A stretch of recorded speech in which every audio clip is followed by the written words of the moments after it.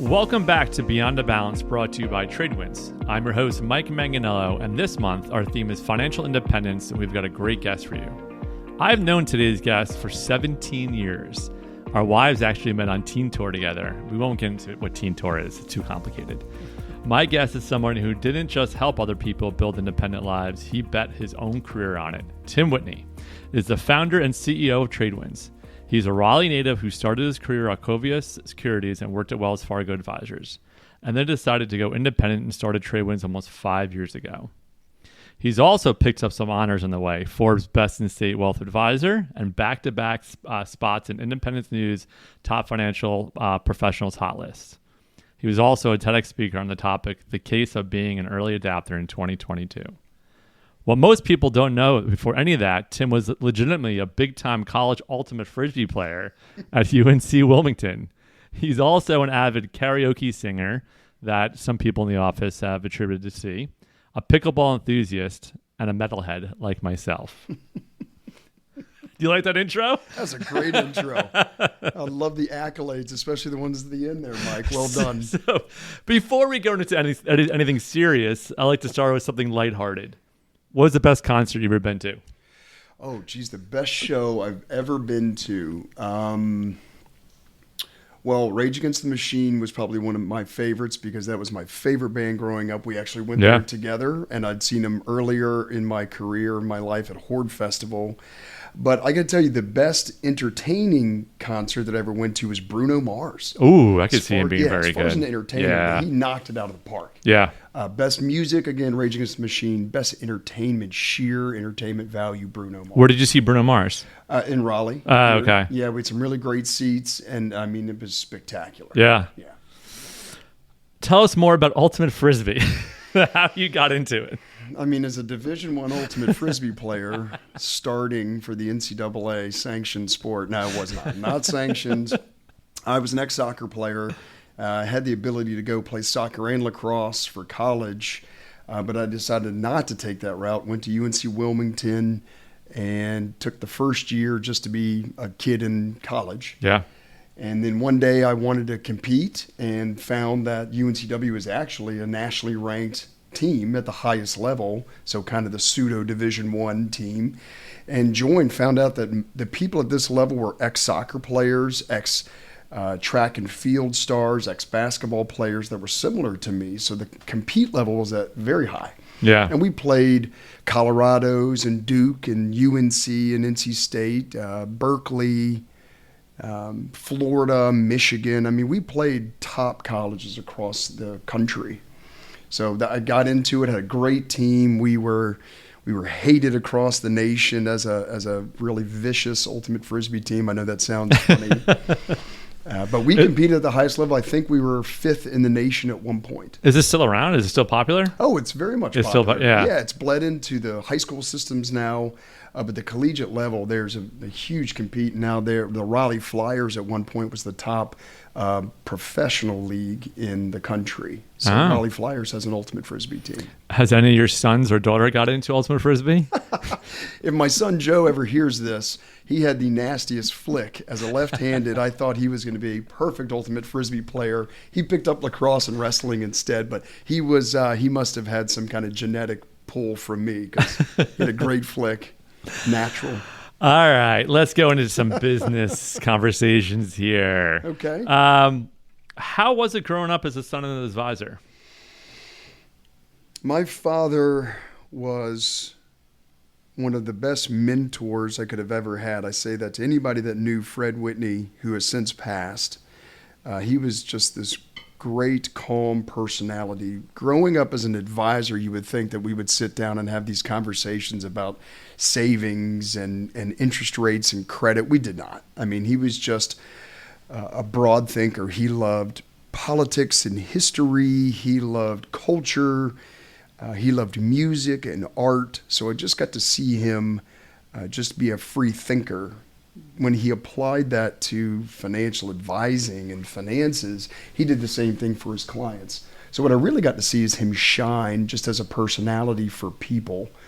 That's my introduction. And then I got introduced to the stock side of it. We both collaborated on stocks from my side, my interest. Yeah. And that's because I grew up hearing him on the phone. Literally back in those days, you would call people at night and you would be selling local bank stocks or utility stocks. And I just remember sitting in the back bedroom watching him, listening to him sell clients and just being intrigued. Yeah. Well, what made you, I guess, get into the industry, right? So UNCW, were you a finance major there? No, I was international business, and that's just code for I don't know what I want to be. Just, slap on a business. Yep. Yeah.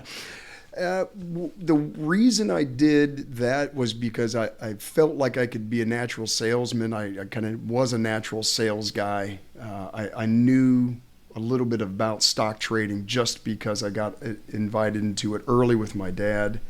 And he offered that, if you go out after graduation and work in the industry and find that you like it, he called it getting your bumps and bruises, kind of being in the trenches, that he would welcome me into his practice. Got it. Yeah. So I knew I had an avenue there.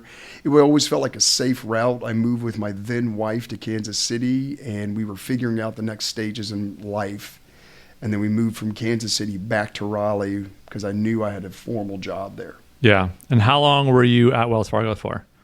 Well, I started Wachovia Securities. December of 2003, I was at Wachovia Securities. I mean, basically a junior advisor, just, bad tie, cheap tie, kind of a young green-eared smile, and a sales tactic on the phone, which everybody saw through in a heartbeat. So my job was to just find out how bad I was over those first couple of years. What I did end up doing is calling everybody on Dad's list of clients that he hadn't talked to in a long time. I mean, just people that had fallen through the cracks, kids of clients. And I just started to learn how to engage people on their level, not a kid's sales level. Does that make sense? It does make sense. Yep. Yeah. So did you guys work directly together? We did. I came in again as his, he was my mentor. I was his junior. Tracy Nobles, who's still with us today, she was already there. So she saw me come in my 20s under that. And he had a group of 7 people, I believe, working for him in a team in a part-time or full-time capacity. He had a pretty big team. So I just got to come in and help manage and run that with him over time, right? I started as a 5% partner and then worked my way up to 50-50. And then eventually that flipped. He was ready to retire, so I bought him out over time. And then once he was retired, I took everything over. What would you say when you guys were working together, were you guys' styles similar or different? No. We had very different styles. My old man, either he was the most calm person on the planet, like an old wise man on top of a mountain that people would come to as an oracle, or he was the most detached human on the planet, right? I mean, he switched between them together. He would say one day he didn't know how to make a piece of paper print, and you would just roll your eyes, and other days he could take the most dark moments in markets or people's lives and just breathe some calming air into it. It was marvelous. Me, on the other hand, I was short-tempered, and I always thought I had the answer. I was ambitious. I was technically savvy, but technically savvy to a fault, thinking I had the answers to how my son Joe is now, which is being able to solve the market in a weekend. Yeah. So we worked really well together. He took his calm approach, his worldly approach, his listening approach, his wisdom, and then took my technical savvy, and we combined that together to really show somebody in the meeting. There's funny stories when he and I would be back and forth talking in a client meeting, and clients would sit back in their chairs and watch us debate back and forth over a subject, and they would just smile. The fact that we were having this cerebral debate back and forth. Yeah. Mm-hmm. Well, it's interesting because obviously going back to Beyond the Balance, it seems like there was a balance in the way that you guys worked. How was the balance outside of work? Was there a lot of finance talk, or was it just like when it's in work, you guys were doing work outside? It wasn't any of that. Since Fred died, and he had changed so much because of his cancer and kind of illness, it was so such a pleasure, such an honor to have him for 20 years working together. So for every moment that we talked finance and client needs and markets, that moment was also matched with life and how my family was doing and how he was doing and growing up through my 20s and 30s and 40s. And so having him there with me and me there with him was just a blessing, a godsend. So we never talked really out. Our relationship inside the office carried to the outside. We would have dinner at my house and we would do the same thing. We would morph between work and business, and then how are the kids doing, and how's life in the universe and politics. So it was just a very fluid relationship. That's great. Thankful to have him. So why did you leave? Why did you start TradeWinds? Ooh. Was there a aha moment? A lot of people like to say. No, it wasn't an aha moment. It was a slow burn. And if any corporate overlords and wirehouses and BDs are hearing that like to manage on high, let it be known, you are the reason why I left and did this. I understand starting the business that you have to manage on high when you have 5,000 advisors or employees. You have to manage by policy, but as a free thinker, I just wasn't going to be managed like that. I wasn't going to be managed by my compliance department and 4 managers and regional manager, national manager, local manager. Just wasn't going to do that. I wasn't going to answer to everybody. So the slow burn were things like, why can't I send a client a gift and without some approval, 3 signatures? Why can't I send them a Christmas gift or some kind of birthday card without having somebody look at the wording? And how obnoxious. And then when things like marijuana stocks came out, why can't I have these conversations about them? Why can't I talk about how pot influences the nation? And so right then and there, those decisions got to build up. And then there was just this apex point of where I just said, okay, I know now that this is the furthest I can go with this group, Wells Fargo, at this point. So I'm going to start my own. How do I do that? And then the slow burn was just, how do I start doing this? I mean, did you truly know how to do it? No, absolutely not. That's what I would love to actually know, is like from the, why can't I do this? And I understand that. It's always my big thing, is like asking questions why and finding out there's reasons behind some of them. But then understanding what it means to start a business. That's why I always talk to us about as a team. It's like, I understand from a financial services standpoint, you're bringing clients and it seems pretty simple, but it's also running a business. There's a lot more that goes into it versus just a cush day to day taking care of your clients. That's right. Like, did you handle any of that? No, to be honest. I mean, just full transparency. No, I had a desire and a will. I'm the guy that jumps out of the airplane without the chute and looks for it on the way down. That's just my nature. So I knew that I would be okay under a high pressure situation. I also knew that I had some very, very talented people beside me who needed just somebody to lead the charge first, right? I knew that I kept people that did keep a parachute on and checked altitude and when to jump and the landing spot, but they needed somebody to leave the plane first. So I knew that. I think if I sat down and really thought about it and tried to map it out, I probably would have talked myself out of it or found enough reasons to not go. It's interesting. Right? Yeah. So you kind of it's funny, you hear the adage, you build the plane as you're flying it. We really did, but that my spirit is enough to drive. So a lot of these self-help books or, these old philosophical books will talk about you need to have more spirit and energy, because sometimes that's what's going to push you through, just the faith and truth that, hey, this is going to work. Yeah.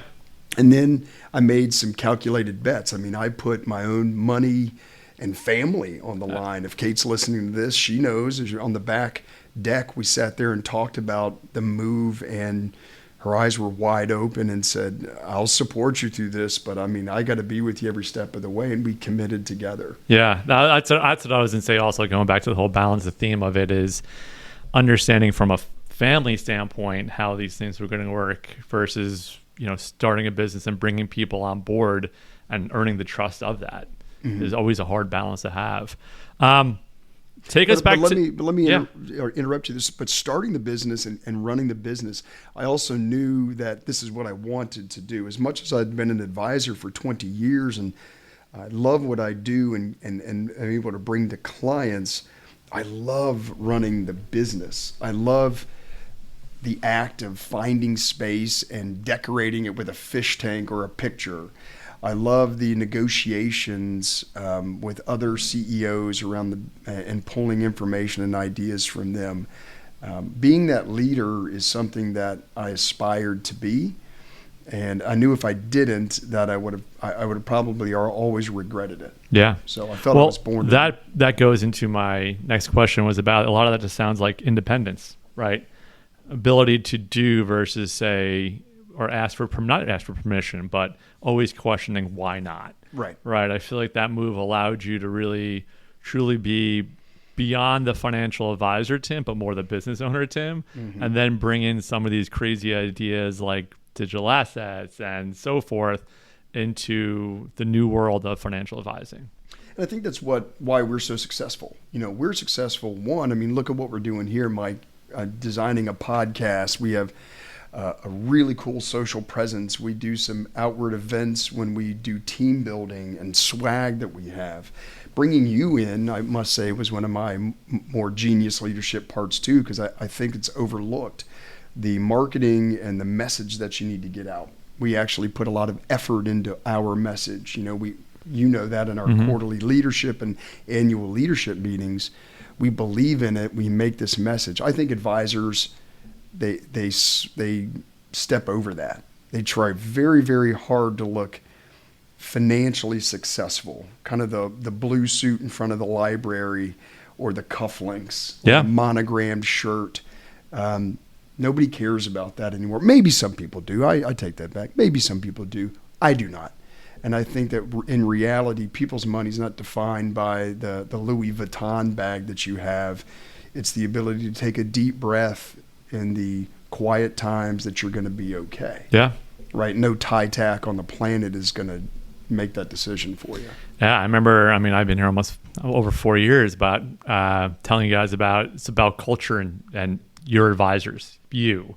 And that was always my goal, is to show the personalities of people, because everybody just wants to relate. That's really it. And we're a service industry that happens to do financial services, but you have to service your clients. Mm-hmm. And what I always find fascinating being here is the amount of care that our clients actually have for us. I'm not sure if a client just brought in, did you see the hand-blown vase that a client brought in with our colors? It's sitting in my office right now. The fact that clients bring us gifts is crazy to me. We get woodworking, and literally we have people that have made coffee tables, woodworking signs with TradeWinds created and our colors and theme behind it. We have blown glass. I get gifts from all over the world. I have a client where the family travels and lives abroad, and they always bring home gifts. I have a very dear client that I even tell her to stop bringing me gifts, but she's constantly bringing books and wonderful gifts to the family. And it's just something you can't create.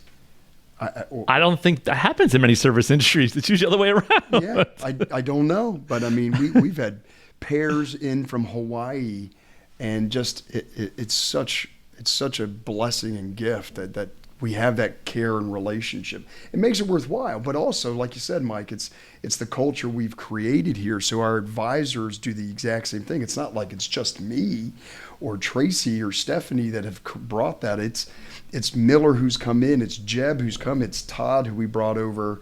It's our newest person, Ralston, that's come over. They're the ones that are really creating that same effect on people. That's why I love the TradeWinds itself. Well, I go back to, again, I think for a lot of them, it's the independence that allows them to be them, right? The creativity they can add, and then they're built into just the culture of giving and being good, right? Of all the things we do. Yeah. I'm going to go back to the negative just a little bit, because I think we need to kind of the conflict. I think one of the more pivotal things that we've done as a team, and I think I was here a couple months after TradeWinds started, was you introduced us into traction, really, of understanding who we are, how we work, and then putting people in roles that they're not saying that not ready is not the word, but I don't think that they fully understood what that means, right? Can you just kind of talk to what kind of spearheaded that and the amount that you got out of going through traction as a team? That's excellent. And I love the fact that you counterpunch with, so this podcast isn't just we're all great and, rainbows and sunshine. I brought in traction, or traction was introduced to me by an outside party, but it was because we were so fractured, right? When we first started the business, the first year was just trying to hold on for dear life, duct tape and zip ties, trying to get this thing together.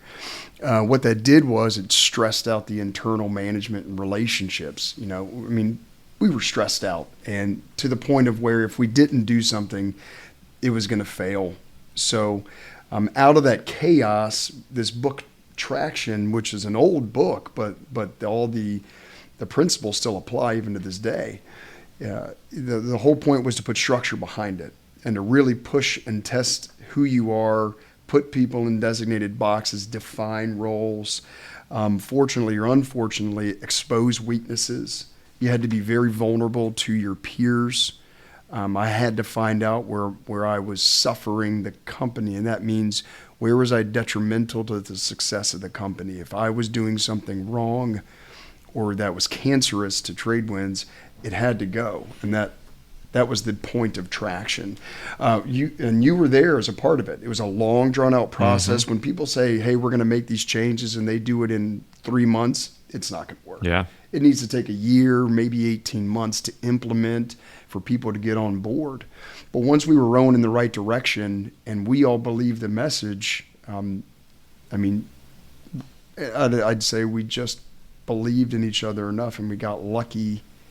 I don't know. Just traction made the most sense for us. I think for going through that, it definitely was a struggle. It was a lot of work. There was consistency to it. Yeah, what did you think about it? Yeah, but I think that's one of these things that I'm usually never, it sounds terrible, as a marketer, I'm never a believer in these self-help or any of these books or stuff like that. I don't know why. I think that they're all selling stuff, which I understand.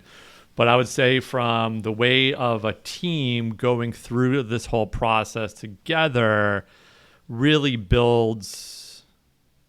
it did a great job of building a leadership team, right? Of showing what people are good at, not good at, and building trust throughout the process and consistency that goes into it. So, it's a crazy amount of growth that we've went through over the last 4 years from a leadership standpoint, and then growth for the company. And that's I believe going back to the struggles we had in that first year and going through that book that allowed us to do it, right? Yeah. And a big word was accountability, right? Accountability, yep. Right? Roles and responsibilities. Yeah. That was really it. Giving up something you're used to doing forever and letting somebody else do it, or taking on more responsibility beyond your day-to-day because it has to be done because we're small and nimble.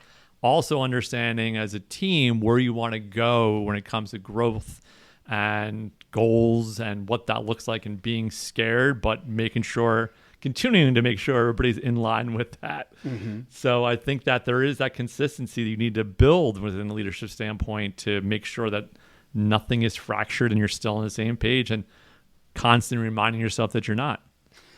And for any clients or people that are listening to this and wondering, why or how we struggled, that just goes to show you how much we believed in what we were doing. For a client going, gosh, on the surface, they looked like everything was okay. We were not, right? Yeah. We were good at what we did on the outside from a planning side professionally, but we cared so much about the company that we were willing to find out how weak we were, where we needed to, believe in each other, hold each other accountable. And then, like I had told you, I remember in that first kind of month, we all stood up there and said, we're all replaceable. We have to design this thing that anybody can be replaced as a leader, because we're so process-oriented that if you find out you're detrimental to the business itself and ultimately the clients that trust in us, we had to go. Once we had that humbling moment, we all stepped forward, which was a beautiful thing to see. All right, let's bring it back to kind of the end. Beyond the balance, you got 4 kids. You do a lot outside of work, marbles and UNCW. How do you keep a balance of work and life and everything together as you just came back from a basketball trip for the last couple of days as well? That's right. And the week before, What do you do? My wife was in Atlanta for another basketball trip, and the week before that, my son had gone to Atlanta again for another basketball trip. To be honest, at this point in my life, at this stage, I am not balanced. I am out of balance right now, right? That we're trying very, very hard to make sure that the kids are in the best place possible, that Kate and I are in the best mindset possible as parents, and we try to steal time to see each other in between. As anybody in their middle age, or unfortunately not middle age, we're over middle age now, these are the hardest times in your life, right? These are the most changing times in your life. Your kids have grown up, so they're independent, so now you're worried about where they are, or maybe even their college education days. And Joe, my oldest, is at UNC Wilmington, so I miss him roaming the halls of the house and wonder how he's doing. My mother is older, and now I'm worried about her health and where she is, so I'm in this squeeze generation. Meanwhile, my own mindset's changing right now. I'm where am I in my own retirement? Where am I in my own relationships? So it's a tough time right now, man. Day to day. I hear and I ask a lot of older people, in their 60s, does it get better? And they go, it does. It slows down. You can enjoy life a little bit more. Yeah. So we're just trying to hold on as much as we can. So to answer your question, no balance. Okay. Zero Understandable. All right. So where can people learn more about TradeWinds and follow your work, and what's upcoming? What are you most excited about the second half of the year? Oh my gosh. I mean, TradeWinds, we do such a good job. And again, you to thank for this way, these mediums that you have for us. We do a lot of events. We do educational events. We try to do good social events. We have a really great website and social presence. So anybody interested, go to tradewinds.global. Just see who we are. That gives you a real pulse of what we look like internally. What am I interested for the second half of the year? I think I'm just interested in how, honestly, the midterms are going to come out, to be honest, because how does that turn the tide of the nation? What do people think is going to come out of this? So that's the professional side. From the personal side, I'm really just interested in the next iteration of my kid's life and where Kate's going to be in her working career. I know she's made a changeover, and I'm excited for her.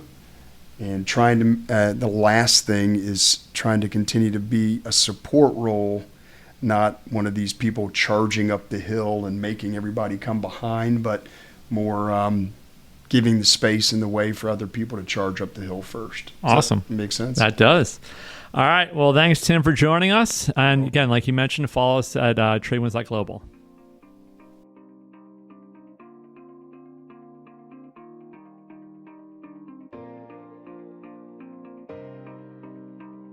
TradeWinds LLC is an investment advisor registered under the Investment Advisors Act of 1940. The information presented in the material in general in nature and is not designed to address your investment objectives, financial situation, or practical needs. Prior to making any investment decision, you should assess or seek advice from a professional regarding whenever any particular transaction is relevant or appropriate to your individual circumstances.